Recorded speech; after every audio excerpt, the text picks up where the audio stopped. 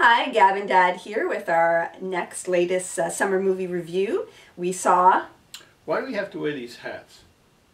MacGruber! So these hats have got something to do with MacGruber. She may be wearing it. I don't like it, but she may wear it.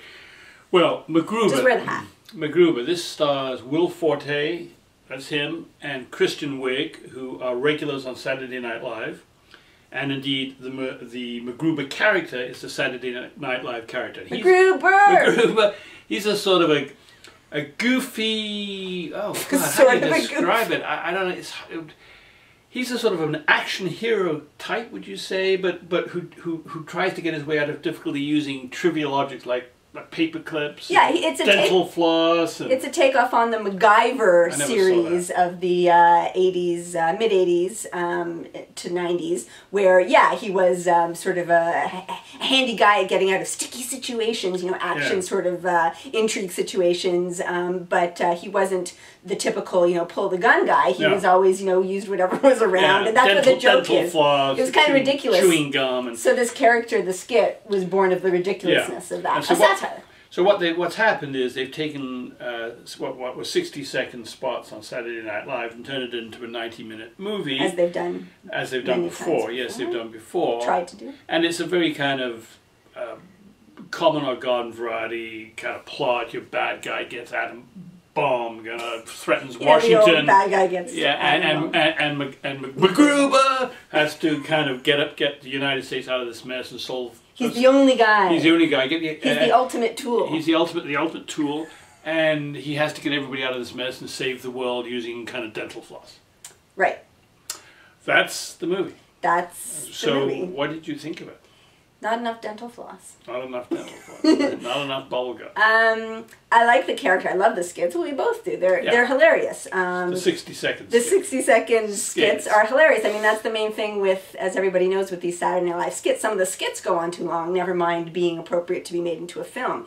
It's a fun character, and I thought the plot was okay, but there wasn't enough something. I mean, literally, I wanted to see more of him, like, using stupid little silly things to do things, and there wasn't really even much of that. It's sort of the end of the movie that became like your typical MacGruber skit. We've got 3 minutes, MacGruber. Like that was sort of right at the end. I don't know what you say about this movie. I mean, it sort of defies movie criticism. I mean, all the things that a critic might want to comment on, like plot, acting, dialogue, directing, art direction.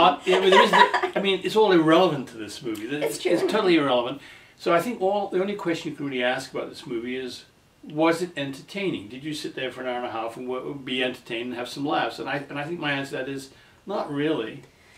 There's a few, but I wouldn't tell anybody to go see this movie. If you're we love Saturday Night Live. We love Saturday Night Live. We're great fans. We were looking forward to it. Yeah, so it's not as if we don't like that kind of genre of stuff. But we're not being snobby here. I found it a little bit more entertaining than you did. For one thing, it's a lot cruder than the skits. It's very vulgar. Because it's a film. It's pretty vulgar. It's actually kind of violent. And not that I'm saying that is what makes it funny, but it took it to an extra level that the skit almost goes out of to. Desperation, I think. Well, sometimes it was almost like, okay, they're trying too hard to earn their stripes. But sometimes it did enhance the humor a little bit. I did laugh several times. I mean, very stupid humor, obviously, but I was quite entertained. I mean, the character is I find quite hilarious. So that Will Forte, no matter what he's saying, his line delivery, I always kind of find amusing. Yeah. And the supporting cast was okay. The script was a bit weak; it could have been better, but there wasn't constant amazing laughs. No, for sure. I mean, the most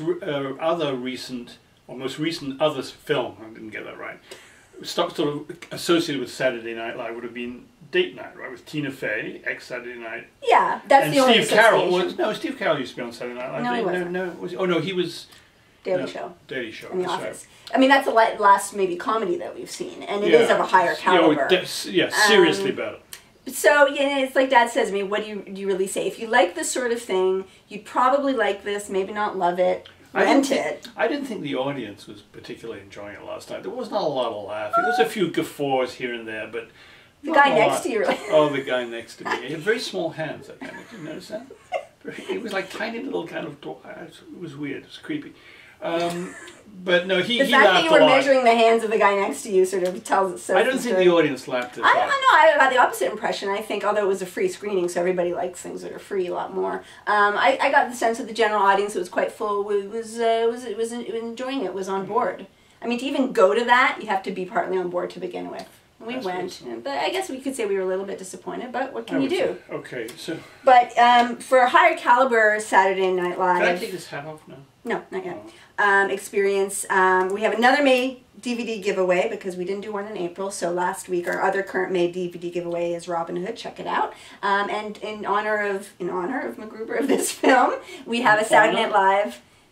Saturday Night Live DVD, the best of Alec Baldwin. Alec Baldwin hosted the season finale last week. He's now tied with Steve Martin, I think, for the most number of hostings, which is about 15. 15, and he's an awesome host. So this DVD has collected his best skits. So you can win this if you're a Gab and Dad subscriber.